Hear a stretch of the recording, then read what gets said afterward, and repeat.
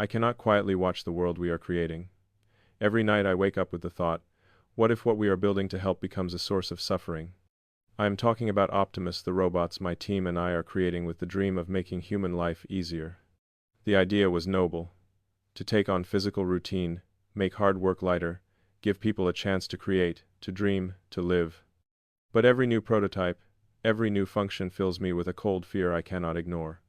I am afraid that we could unintentionally displace people from work. This is not an abstract threat, it is a reality I see on the horizon. If Optimus can perform assembly, packaging, and transportation faster and cheaper than humans, many will simply become unnecessary. I see the faces of those who have spent their lives working with their hands, providing for their families, and I understand, our technology could take away the meaning of their lives. Sometimes I am afraid to go to sleep because I do not know how to ensure that my invention does not become a source of human suffering. Even more frightening is the concentration of power. If one corporation controls millions of robots, who controls the control? This is not just economics, it is social power, the ability to decide who works and who does not. I see the potential for monopoly, for injustice, and it keeps me awake at night. I understand that even with the best intentions, if we do not establish rules and limits, we could create a system where the freedom to work becomes a privilege of a few, not a right for everyone. I often think about safety. Optimus is autonomous, driven by artificial intelligence, and capable of learning. Imagine if the algorithm goes out of control or is hacked. I see how this machine, created initially for good, could become dangerous. Who will be responsible for its actions? I feel responsible for everyone around these robots and for society as a whole. This fear haunts me every day. The social consequences are also inevitable. When robots replace people not only physically, but also in interaction, in care, service, assistance, the world becomes colder. People communicate less, touch less, and I see social bonds gradually disappearing. We could create a world where empathy and real connection become a luxury. I am afraid of this future because I see how easily technology can erode humanity. And I cannot remain silent about the potential military or oppressive uses. Optimus was not designed for this, but technology always adapts. If such machines fall into the wrong hands, the consequences could be catastrophic. I feel this responsibility, like a weight on my shoulders. Sometimes it seems to me that my inventions are not only gifts to the world but also a silent threat. I am saying this openly because I want you to understand. I fear that we could unintentionally create a world where robots replace humans, not only in physical labor, but also in social life. Even the noblest intentions do not guarantee safety. We could destroy what makes us human if we are not careful. I stand at a choice, to continue creating and developing a technology I adore, or to stop in order to protect humanity. Every time I look at an Optimus prototype, I feel a shiver of triumph, but also of fear. Because this machine is not just a robot. It is a test for humanity.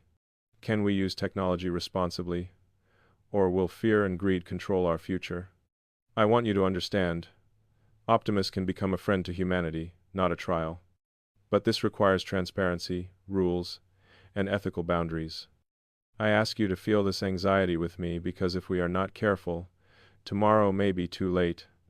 I want our children and grandchildren to live in a world where robots help, not replace, where technology opens opportunities, not isolates and destroys social bonds.